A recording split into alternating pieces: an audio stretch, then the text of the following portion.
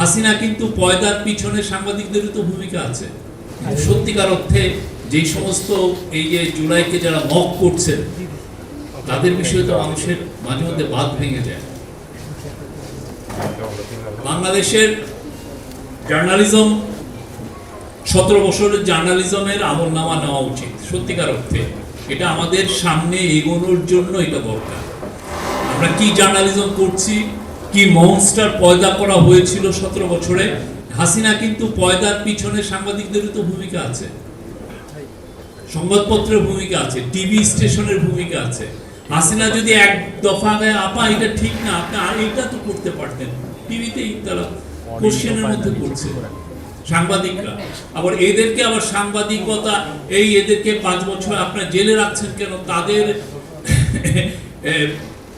Rights দিয়ে ফেনা তুলে ফেলতেছেন অনেকে। বাংলাদেশের আমরা অবশ্যই ডিসেন্টিং ভয়েস চাই। বাংলাদেশের জার্নালিজমের ডিসেন্ট অবশ্যই দরকার আছে। একটা গভর্নমেন্টকে অ্যাকাউন্টেবল করতে হলে ডিসেন্টিং ভয়েসের কোনো তুলনা নাই, কিন্তু সেটা অবশ্যই জার্নালিজমের ইথিক্সটা মেনে।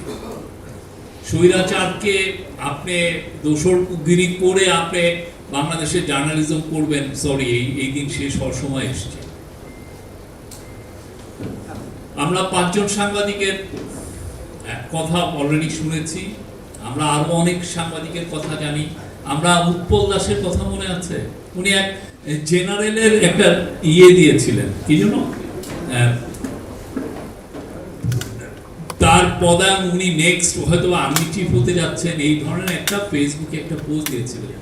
বেচারা পরের দিন 42 দিন উনি গায়েব, তাকে গায়েব করে দেওয়া হয়েছে।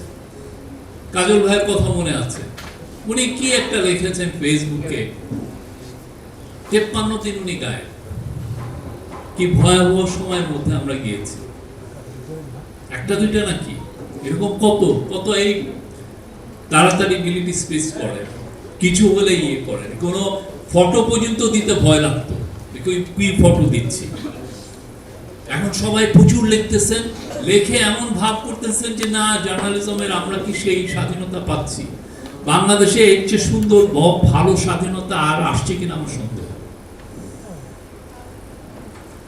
আমি আমাদের ন্যাশনাল এডিটর্স কাউন্সিলের তরফ থেকে আজকে তো আপনি জানেন মাহমুদ ভাই অনেক অ্যানাউন্সমেন্ট দিবেন, বাট আমরা আরো কিছু ফাউন্ডেশনের সাথে কথা বলছি, যারা আমাদের 5 জন সাংবাদিক, তাদের যারা ছেলে মেয়ে আছে, তাদের যাতে তারা তাদের এডুকেশনটার জন্য এক্সপেন্সটা তাদের জন্য চিন্তা না করতে হয়, সেটার জন্য আমরা একটা ফাউন্ডেশনের সাথে যোগাযোগ করেছি। তারা রাজি হয়েছেন ওনাদের আগামী একদম ইউনিভার্সিটি পর্যন্ত তারা যাতে পড়ালেখা করতে পারেন সেই এক্সপেন্সটা ওনারা ক্যারি করবেন।